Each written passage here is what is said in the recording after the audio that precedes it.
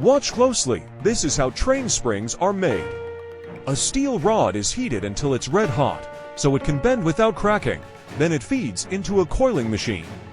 Rollers and guides control the pressure and the angle, so each turn lands in exactly the right place. That spacing isn't just for looks. Spring geometry affects strength, shock absorption, and how long it lasts under heavy loads. The crazy part is consistency. The machine repeats the same motion over and over with almost no variation. After this step, springs are usually cut to length and heat treated to lock in the final strength. Slow motion satisfying, but this is serious engineering. If you want a slightly more viral ending line, swap the last sentence with, "If the coils are even slightly off, the whole spring can fail."